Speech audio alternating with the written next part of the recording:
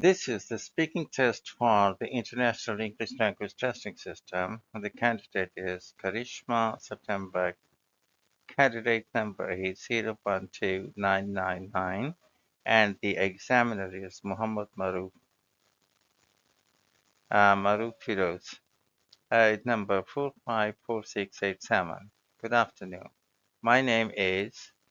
Can you tell me your full name, please? Yes, good afternoon. My full name is Karisma Septu Mamola. And what shall I call you? You may call me by my first name, Karishma. Karishma. Where are you from? Well, I was actually born here in Bangladesh, but majority of my life I grew up in the Philippines, and I consider myself as Filipino. More specifically, I grew up in my mother's province, which is called Bicol, and this is situated on the northern part of Luzon Island. In the first part of the test, I'm going to ask you some questions about yourself. Now, do you work or are you a student? Well, I have recently graduated from the University of Santa Thomas with a degree in chemistry, but I am in the process of applying to graduate school to pursue my master's. So I'd still consider myself student. As a student, what subject would you like to study as in? So as I mentioned,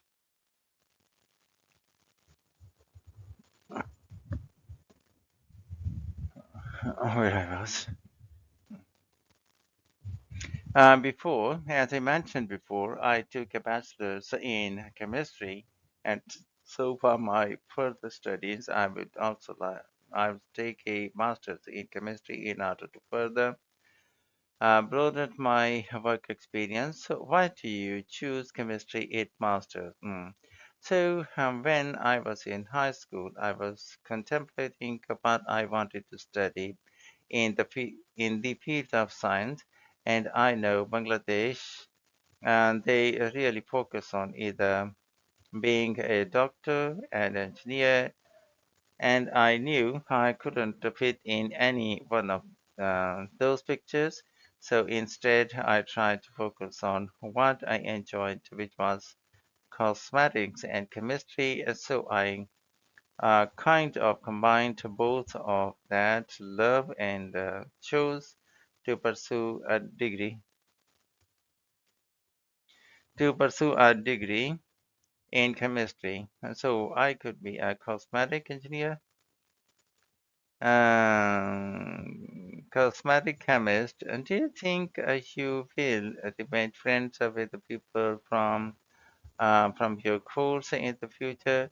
Yes, definitely. Especially back when I was in university. I am close with all my friends. We've been together ever since from first year all the way to fourth year. And even though I've moved from the Philippines, still on a weekly basis, I do talk to them and catch up through video call and just have little updates on what's going on with their life. Now talk about your favorite place. What is the place that you most like to visit? So when I was a student in university, my favorite place would have to be the library, and the name was the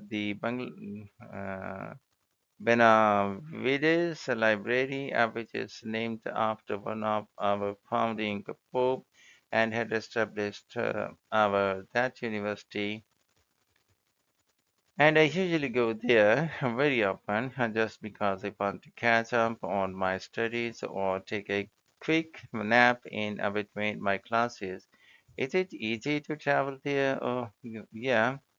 As I mentioned before, it is situated within our university, and since I live like 5 minutes away in a dome, I am able to like walk there every single day?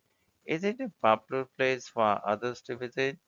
It's a very big, and we have like around eight different floors, and each floor is catered and to ever a different department.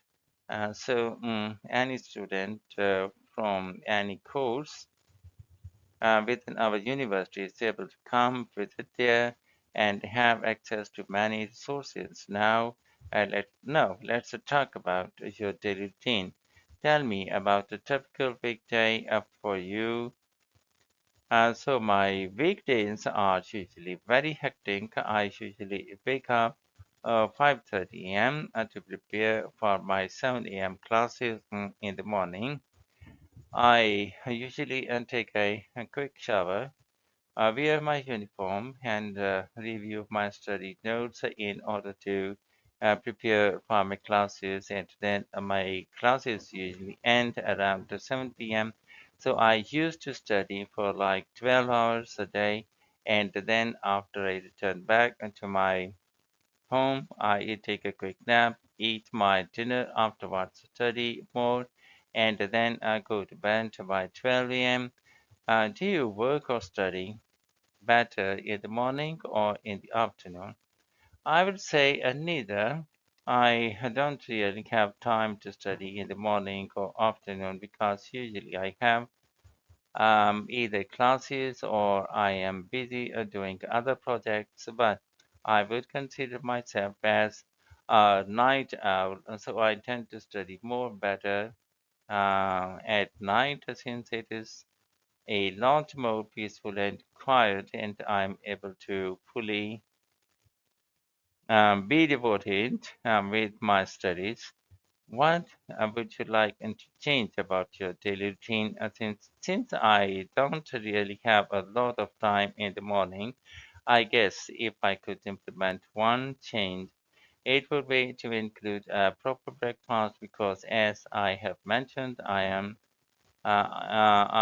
classes are very long, usually 12 hours a day. And of course, every individual needs a proper breakfast in order to fuel their body, in order to last the entire day. Is there any balance between your work time and your leisure time in your daily routine? Unfortunately, not even though I I would love to uh, I love there to be a balance. I don't really have a lot of time because usually on my weekdays I tend to study or be busy with classes, and on the weekend I tend to catch up on my rest because I don't really get proper sleep during the weekdays. Okay, so that is the end of part one. Now we are in the second part of the speaking test. You have to talk about a meal you have had and that you really enjoyed. And so here we go. And this is the topic, and this is your pencil that you will have 1 minute to think about as you can take notes. And after that, you have to start speaking. And so, are you ready? Yes. Please start. Okay. So back when I was a student in my university, I was in a university would always arrange different events, especially towards the undergraduate students. And one of the events that they had arranged was called Agape. Now, Agape is very well known in the Catholic religion, and because I attended a Catholic school, this was very an important event. And now Agape basically translates to a religious meal that symbolizes love and fellowship, and this was particularly important, especially towards the students. That was arranged during the first week of December before our finals week. And as you know, as typical students, we tend to be a lot of the tests, and we are tend to schedule ourselves in our dorms. So we don't really have time to like hang out with our friends or whoever. Through this event, our school makes sure that we are able to spend quality time with our friends as well as share a meal with them. So, and through a gap, every department in our university kind of contacts different restaurants or fast food chains, and they are able to bring in like a ton of food into the school, and every students are able to get a range of food, and these are all free. So one of the meals that I had taken was three meals actually, and they were from different fast food chains, which were popular in the Philippines, and this included Jollibee, Kenny Rogers, or Domino's. And what is great is that if any students have any sort of dietary restrictions, then our university also accompanies them. For example, me, I don't eat pork, and so I am able to resort into other meals that provided that utilizes chicken or fish. My other friends, they don't eat any sort of vegetables or anything, so they could either get like other options that our university provided. Thank you. Um, thank you very much. Can I have the pencil and question paper? Thank you very much. Okay, let's consider children and food. What is the best age for a child to learn to cook? I think it depends on every child. For example, if a young child is very passionate with cooking or shows an interest to eat, then I think it's okay for them to learn at a younger age, as long as they are being guided by the parents. However, in terms of the general public, I would say the best time to learn to cook would be the pre-adolescent stage, which is usually around the age of 14 to 15, and this is like during the high school area, I mean high school stage. So students are able to learn like basic cooking cooking skills like cooking rice or any sort of like easy dishes.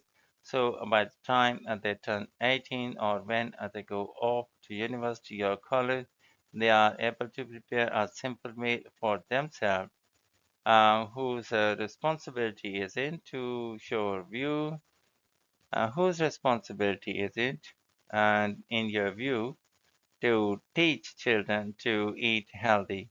Oh, I would definitely say it is our parents. Our parents are usually the ones who prepare all our meals ever since like where we are born, and they are usually in charge of like buying the proper groceries like vegetables as well as making sure that we have limitations and restrictions in order to not overindulge ourselves through like sugary meals or other unhealthy food items.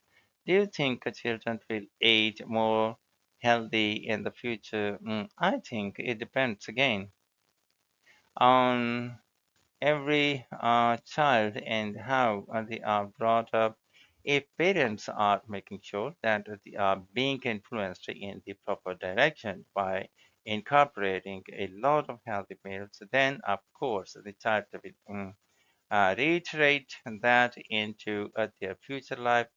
But if again, if the students, I mean, if children are exposed into unhealthy diets at a younger age, then they tend to copy that trend again in their lives as well. Okay, let's talk about eating habits. So, does food play an important role in your culture?